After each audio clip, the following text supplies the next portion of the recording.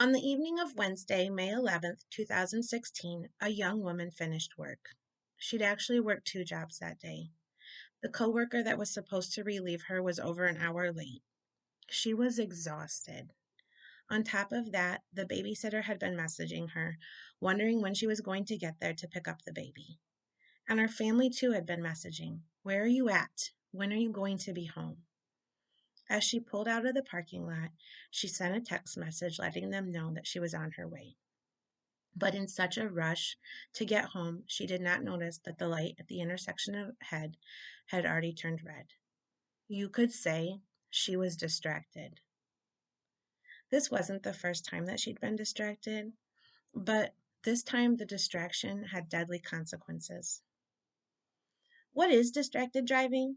Distracted driving is defined as driving while performing another task that takes your attention away from driving. When someone mentions distracted driving, most people immediately think of using a cell phone while driving. And I'm sure right now that you're probably thinking, oh, yet again, here we go. Another speech that highlights the woes of texting and driving. It's understandable. First of all, using your cell phone is considered the number one distraction in driving. And with the national campaigns to end texting and driving, accidents involving cell phone use have gone down in the past 7 years. But today, for me, I'm going to assume that you never text and drive, especially given the new laws passed in Michigan. And I'm going to tell you about some other ways that you could be distracted while driving. So, one way that you could be distracted while driving could be a manual distraction. So, that's anything that causes you to take your hands off the wheels of the vehicle. It could be something as simple as changing the GPS or reaching into that bag from McDonald's to have one, or let's be honest, two or three of those fries while they're still hot. One time for my son, it was that he reached over to grab the hot now bag before it fell off of the seat. He didn't actually take his hands off the wheel of the vehicle, but he did swerve off the road, causing damage to his car. Noise can also be considered a distraction. Now, I like to have a good conversation in the car with the passengers, or if I'm by myself, talking to someone on a hands free device. But these conversations can be distracting. Sometimes the noise distraction is the crying toddler in the back seat that just dropped their toy and wonders why you can't just reach back there and pick it up for them. And also, I love listening to the radio while I'm driving down the road, especially when it's playing my favorite songs. But it's worth noting that listening to music, especially at a higher volume, can distract you from hearing what's going on outside of your vehicle. The last type of distraction that I want to tell you about is a cognitive distraction. So that's anything that would take your mind off the task of driving. It could be something as simple as daydreaming about the new car that you want to be driving. It could be stressing out about what kind of grade you're going to get for your final speech project. Or it could be something more involved, like rushing home after a long day of work knowing that everyone's upset with you for being so late.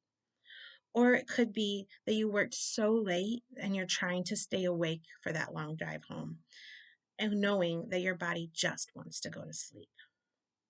The fact is that you cannot drive safely if the act of driving doesn't have your full attention. And distracted in driving is important to think about when you look at the statistics. In 2021 alone, over 300,000 people were injured in crashes that involved a distracted driver. When thinking about those consequences of those actions, what's mentioned most is the high economic cost. It was estimated to be more than $98 billion in 2019. And in that same year of 2019, one out of every five people who died in a crash that was due to a distracted driver were actually outside the vehicle. So they were pedestrians walking down the street or riding their bike.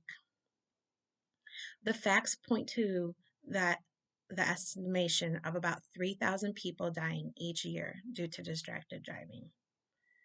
You might find it interesting to know that I got my information and statistics about distracted driving from several different law firm websites.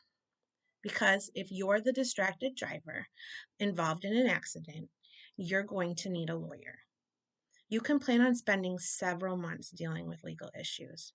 You can also plan on paying somewhere in around $4,000 just for insurance penalties. You could get up to 4 points on your license. Not to mention that you could be convicted of a misdemeanor, have to serve jail time, and be found liable for the injuries incurred in the accident. Now, if you're wondering why I'm so interested in distracted driving, let me take you back to the evening of Wednesday, May 11th, 2016.